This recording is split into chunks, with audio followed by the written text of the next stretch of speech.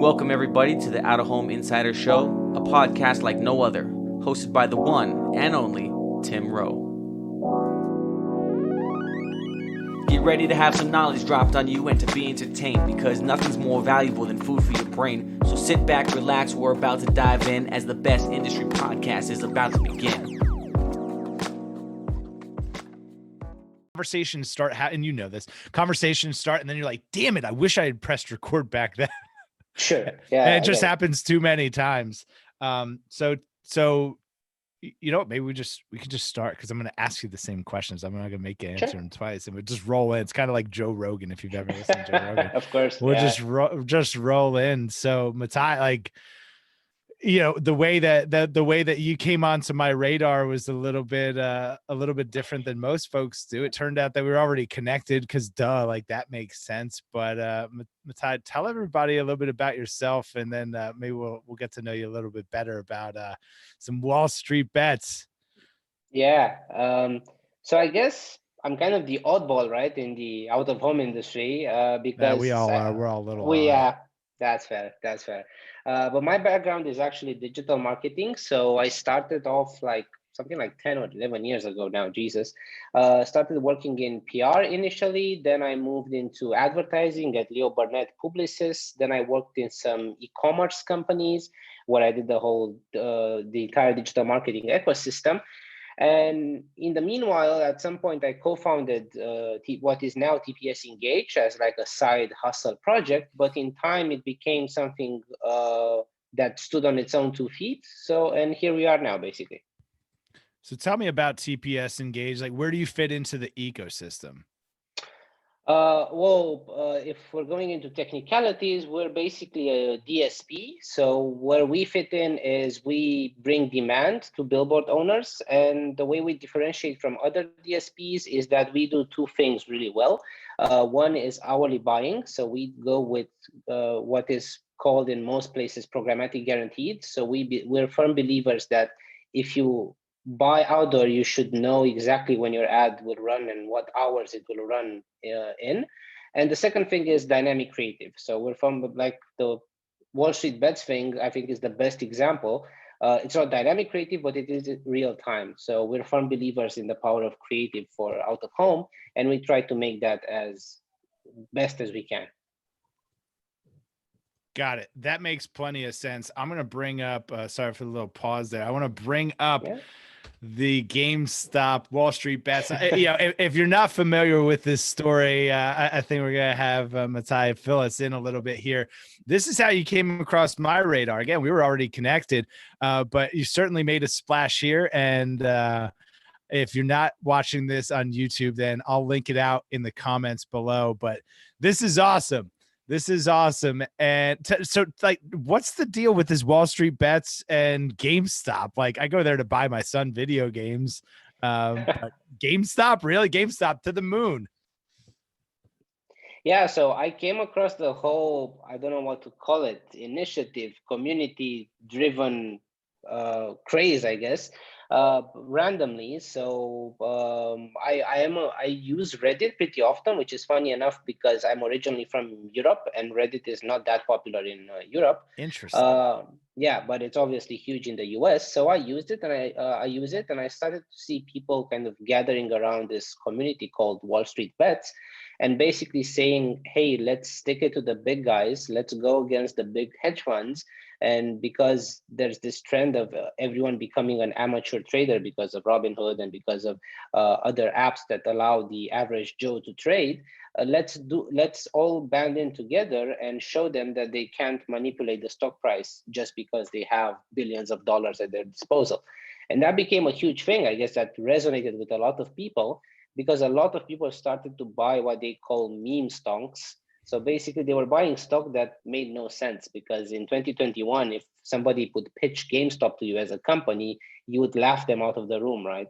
Right. If I called you up with, hey, I got a hot stock tip, you should buy GameStop, I'm probably not going to be very credible. So this started like a couple weeks ago, right? It's a fairly recent phenomenon. Yeah, funny enough, the community was pretty big even before that. So it had like around 2 million people, I think. And mostly they were talking, they were either making jokes about various other stocks or actually giving financial advice. Well, not financial advice, but just saying what they're doing, and some people would follow along.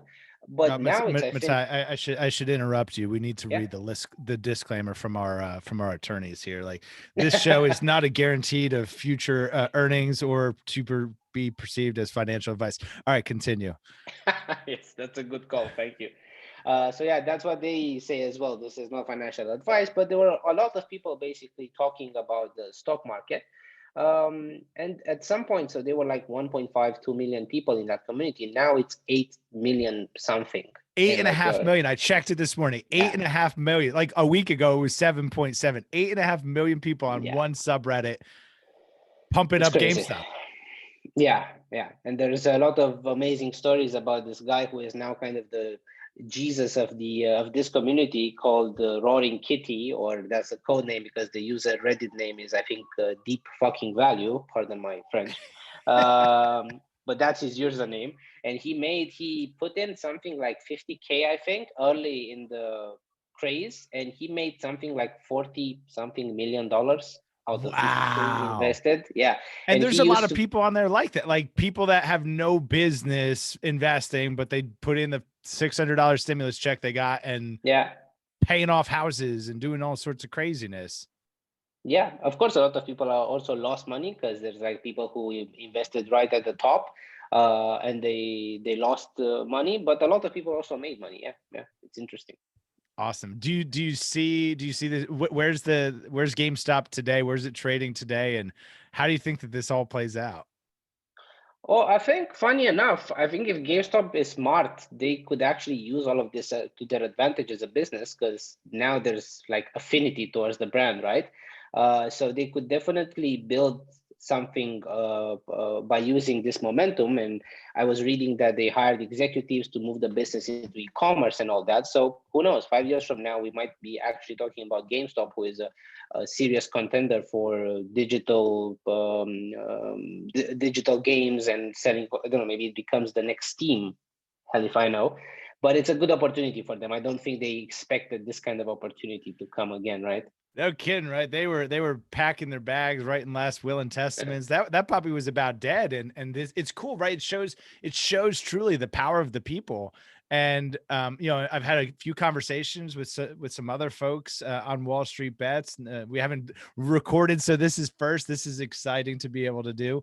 But just average Joes, like you said. I talked to a college kid the other day, goes to BYU. He plays Oregon for the men's choir there, just got married, and, set up a Roth IRA for him and his wife, and figured like, I'll buy some of this GameStop stock.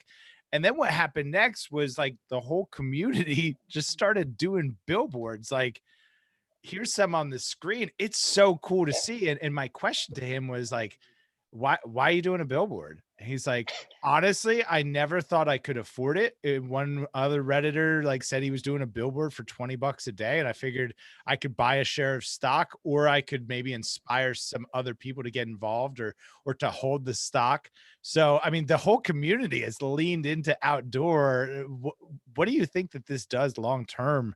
Actually, that's his billboard right there. The one down here in the middle, GME to Mars with the yellow and white. That's his billboard. Like, did you expect to see this sort of response about outdoor from the Reddit community? Well, honestly, I hoped for it. Obviously, not expected it, because but it's easy to say you expect it now after you see it. But I was hoping at best maybe that people would get hyped about just the picture of a billboard and say, okay, that's so cool. Look at it for 2 seconds, upvote it, and then move on with their day. But yeah, what happened was way more intense. And the story of how the first billboard went viral is really funny, actually, because so the guy who posted it was a guy who saw something that I posted on a different subreddit, because the Wall Street Bets subreddit has a very tough auto mode. It's a bot that moderates all the content. Okay. And it just bans random content, because with 8 million people there, of course, a lot of people are posting stuff that shouldn't be there. So the poster of the billboard was not getting through, but this guy saw it somewhere else, and he posted it on the subreddit.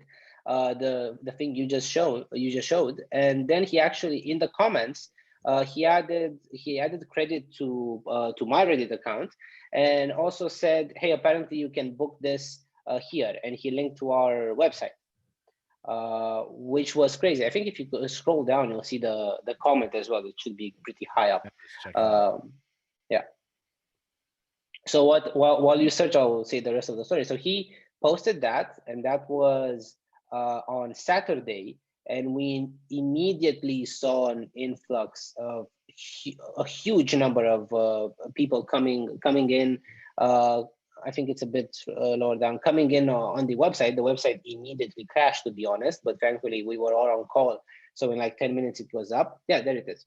That's the one. So he posted this where it says like he put the whole schedule of it. Yes. Yeah. You know, there's actually someone did a Google map with all the billboards. I don't know. How cool is that? I mean, look at this list. There's got to be billboards in 30, 40 cities right now. Yeah, something like that. So it's really cool. So the guy posted to our website. The website crashed. We then updated it. He sent a new link.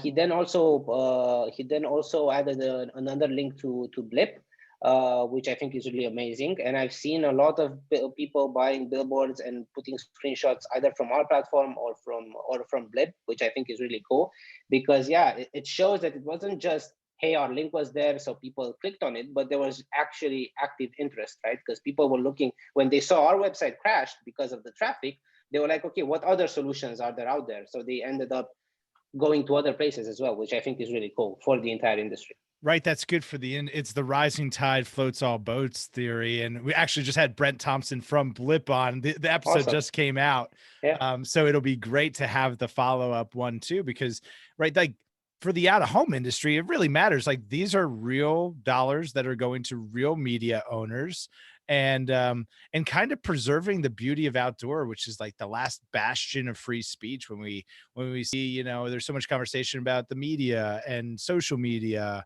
and outdoor really has a special place there. Do you think that has long-term staying power for outdoor? The opportunity right now, when we look at the media landscape, like outdoor has that superpower. Definitely. I still think so. Of course, online has the possibility to give a voice to literally everyone. But I think what outdoor does really well is that it's still extremely accessible, but it's also a cleaner space of expression, right? It's more curated, which by default gives it trust and gives it the possibility to build on something better than you can with a Facebook or a Reddit or a Twitter post, right? Because in online, you have to filter through the garbage, unfortunately, right, to find valuable content. Whereas in outdoor, you know that if it's there, some people looked at it and said, yeah, this qualifies for it to be here. And if we are able to make that available to as many people as possible, I think that helps the entire industry. Yeah, I couldn't agree more. Where for TPS, where do you fit into the market? Is it the small business who's trying to get on a billboard? Do you play with like more mid-market advertisers? Is it enterprise brands? Maybe it's a mix of all of the above. Like, where's your sweet spot? So I'd say it's somewhere between mid-market and enterprise. For mid-market, the value is that we're able to book hourly slots. So each client and each brand knows that they want to reach people at a certain hour, especially in out of home. So we're able to offer that. And for bigger clients, we're able to offer the dynamic creative possibilities where we can link to their own data or our data or public data and show custom content based on various triggers. So we've had the best experience. We initially started as very SME focused, but in time we realized we were serving middle and enterprise clients better, actually. That's really interesting. And the dynamic creative, maybe can you give a little more color to that? Like what can I do as a brand with dynamic creative on digital out of home? Yeah, so actually explaining this, I think, is the biggest challenge, because the short answer is everything, but that means nothing, right? So nobody gets excited when I say, hey, you can do everything. Anything you want. Like maybe like what are the most common uses or the way that you think is most effective? So I think the beauty of this is that if you know exactly what you want to say, you're able to deliver this message in a better context and impact more people. So for example, we've worked with Uber Eats, who did a really cool campaign, in my opinion, that decided to show different restaurants and different food based on the proximity of the billboard to the restaurants, so the delivery rate basically, and Wow. reviews in the app. So you can say, if this is delivering in Manhattan, I want to show it on the billboard rather than just say order pizza or order whatever. Sure. They can link their own data, for example. So if they see that a certain area, this they haven't done, but it's something that can be done. If they see a certain area has a high demand for, I don't know, Turkish food, they can show Turkish restaurants that deliver in that specific area. So that kind of dynamic. So smart. Yeah, when we say dynamic creative, that's what we refer to. Like, show messages that are more relevant to people in proximity of that billboard automatically, as much as possible, of course. Yeah, no, that makes sense. And how about inventory? Are there markets that you do exceptionally well? Is it everywhere, international? Like what's the inventory makeup look like? Mm-hmm. So right now, I think in terms of inventory, we're at around 270,000 screens. Wow. So we 1,000 screens, yeah. So 270K. So we work mostly I think we have the best success in the US and Western Europe. But we also have inventory in Asia, for example. So I lived in South Korea for the last year and a bit. Actually, the whole COVID pandemic hit me when I was in South Korea, so that was a fun experience. And you're in Romania now and coming back to the States here pretty soon. Yeah. So I'm originally from Romania and I came here for the holidays, and I'm here now, but coming to the States next week. So you get to see the world of out of home. Where do you think, like, domestically here in the United States, and we can extrapolate this conversation a little bit, because so a lot of the audio audience is here domestically. The YouTube audience is mostly international. Like what do you think is interesting about the composition of the global out of home market, since you are obviously traveling a lot, but you're at the tip of the spear here in it? Yeah, so definitely the US is by far the most mature market when it comes to out of home, that it has diversity, it has premium inventory, and it has probably some of the most amount of data that it can offer advertisers. It's interesting, for example, in South Korea, and I'll talk about it for a second because I'm more familiar with it, out of home is extremely exclusive. So they don't really, of course, everyone likes money, so of course they accept advertisers there, but the attitude towards it is more exclusive and more, they don't really want to position it as a channel that anyone can jump into and do things there. I think it's because of the culture. It's also because they want to have bragging rights for being there, so they're not really fans of pushing transparency and democracy when it comes to out of home. In Europe, especially in Eastern Europe, since it's still a developing market when it comes to digital out of home, I think a lot of things are happening really fast, and we're actually kind of burning some stages and skipping some steps. It's the same that happened with the internet here, because we got the internet infrastructure later than the US and more developed markets. Now we have some of the fastest internet out there because the infrastructure that came was already high end when it came. So I think we're kind of rushing through the digital out of home expansion phase in Eastern Europe. And then Western Europe, I think it's kind of a mix of both. So it's somewhere, in my opinion, between Eastern Europe and the US, because it has really premium inventory, but it also has a lot of small screens through indoor locations and stuff like that. Yeah, that's awesome, man. It's great to know that you have inventory available internationally, because it's a smart approach that you're taking. I'm really compelled, and I'd love to continue this conversation after Definitely. the episode here. For folks that do want to learn more, where should they go? How do they get in touch with you?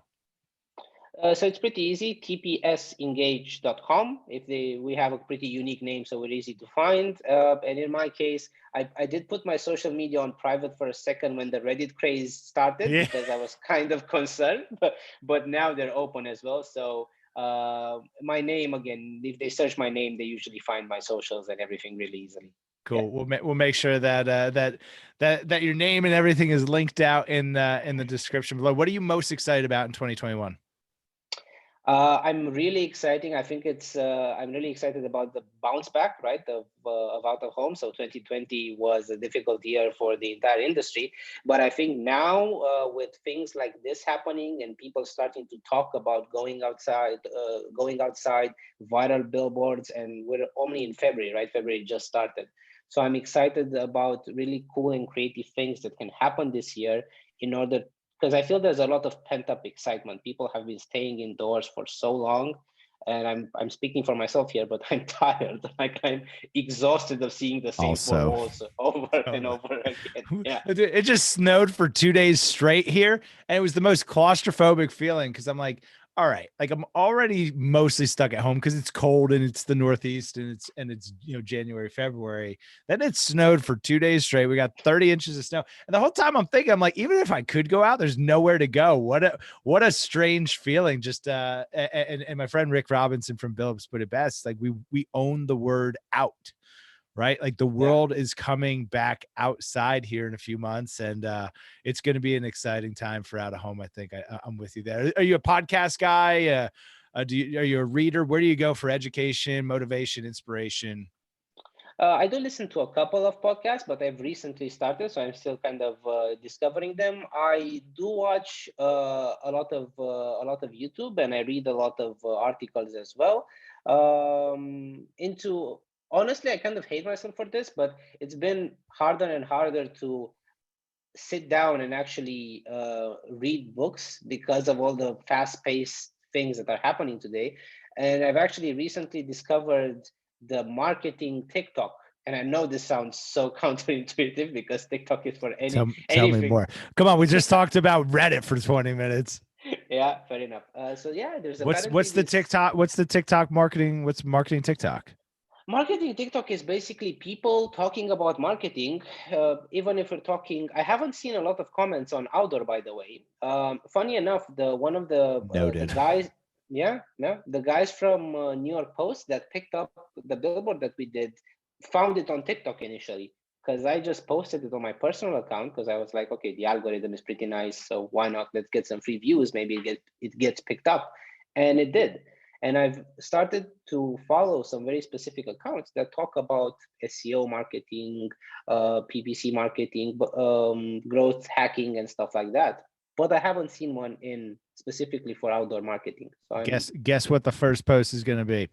This episode, Out of Home Insiders going to TikTok. You might even get a dance or two because all right, this is if you hate yourself for not reading more, I hate myself for the fact that I've been thinking about I could be a really good TikTok dancer. So now you've inspired me. I can talk about marketing and do dances. Seems like a sweet spot. Yeah, and multitasking is like the main thing now, right? You have to do listen to a podcast while you read and while you do a dance. If you're not productive, you're ruining your life. when I buy books, I buy the audio book and the book, and I read the book while listening to the book, and that's redundant. So why not go on TikTok? Awesome, Matt. It's been awesome. This has been a lot of fun. We'll have to do like a year in review after we've done a whole bunch of campaigns and to check in, see what happens to the Diamond Hands. Definitely, I'd love it. I'd love that. Awesome. Hey, if you found this episode to be entertaining, helpful, please share it with somebody else who you think might enjoy. And as always, smash that subscribe button down there in the corner, and we'll see you guys next time.